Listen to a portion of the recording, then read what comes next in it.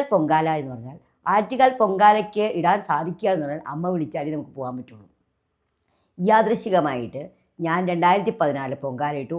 അതിൻ്റെ ഫലം എനിക്ക് പെട്ടെന്ന് അനുഭവം കിട്ടി. അത്രയ്ക്ക് പവർഫുള്ളാണ്. ഞാൻ വ്രതത്തോടെയാണ് കേട്ടോ ചെയ്തത്. അപ്പോൾ നമ്മൾ വ്രതത്തോടെ നമ്മൾ ചെയ്താൽ അതിന് ഫലമുണ്ട്. പിന്നെ പൊങ്കാല കത്തി കഴിയുമ്പോൾ ആ പൊങ്കാല തിളച്ച് കഴിയുമ്പോൾ ആ പൊങ്കാല എവിടേക്കാണ് വീഴുന്നത് അതിനനുസരിച്ചാണ് ഫലം. അതേപോലെ നമ്മൾ വീട്ടിൽ പാല് കാച്ചുമ്പോഴും അങ്ങനെ പറയാറുണ്ട്. അപ്പോൾ ഈ കാപ്പ് കെട്ടുന്ന തുടങ്ങുന്നത് 10 ദിവസം മുമ്പാണ് തുടങ്ങുന്നത്. കാപ്പ് കെട്ട് നടത്തി ദേവിയെ കാപ്പ് കെട്ടി ഇരുത്തുക എന്ന് പറയും. ഭയങ്കര വിശേഷമാണ്. ആ തിരുവനന്തപുരത്തുകാർക്ക് എല്ലാവർക്കും വിശേഷമാണ്. തിരുവനന്തപുരത്ത് നമുക്ക് പോകാൻ പറ്റിയില്ലെങ്കിലും നമ്മുടെ വീട്ടിൽ നമുക്ക് പൊങ്കാലയിടാം.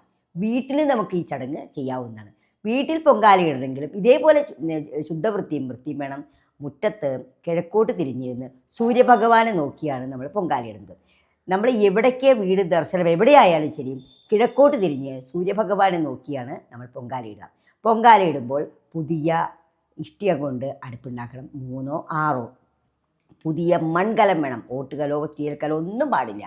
മണ്ണ് എന്ന് പറയുമ്പോൾ മണ്ണിനെ സൂചിപ്പിക്കുന്ന പൃഥ്വിയാണ്, ഭൂമിയാണ്. ആ മൺകലത്തിലാണ് നമ്മൾ മൺമരം തഴുകി വൃത്തിയായെടുത്ത് ശുദ്ധമായി കുളിച്ച്, ശരിക്കും ആഹാരമൊന്നും കഴിക്കില്ല, ഒരു ഗ്ലാസ് ചായ കുടിക്കണമെങ്കിൽ കുടിക്കാം, ഒന്നും കഴിക്കാനാണ് ചെയ്യാറ്. അങ്ങനെ നമ്മൾ പൊങ്കാല ഇട്ട് കഴിഞ്ഞിട്ട് ആ പൊങ്കാല ഇട്ട് കഴിയുമ്പോൾ ഇടുന്നതിന് മുമ്പായിട്ട് ഗണപതി ഒരുക്കി വയ്ക്കും. ഗണപതി ഇല്ലാത്ത പരിപാടി ഇല്ലല്ലോ നമുക്ക്.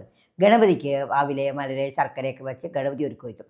ഒരു നിലവിളക്ക് നല്ല വൃത്തിയായിട്ട് ശുദ്ധമായിട്ട് നിലവിളക്ക് 5 തിരിയിട്ട് കത്തിച്ച് വയ്ക്കണം മുൻവശത്തായിട്ട്. അതിൽ നെയ്യൊഴിച്ചാൽ നല്ലത്, ഏറ്റവും നല്ലതാണ് നെയ്യ്. നെയ്യിൻ്റെ എനർജി എന്ന് പറയുമ്പോൾ ഒരുപാട് നേരം നിൽക്കും നെയ്യിടാം. അങ്ങനെ വിളക്ക് കത്തിച്ച ശേഷം അതിന് എന്ത് ചെയ്യുന്നു, നമ്മൾ ഗണപതി ഒരുക്കി വെച്ച് ഗണപതിക്ക് ഓം ഗം ഗണപതായേ നമഃ എന്ന് പറഞ്ഞ് കുറച്ച് പുഷ്പങ്ങൾ സമർപ്പിച്ച് പൊങ്കാലയ്ക്ക് നമ്മൾ ലളിതാ സഹസ്രനാമം ജപിക്കണം.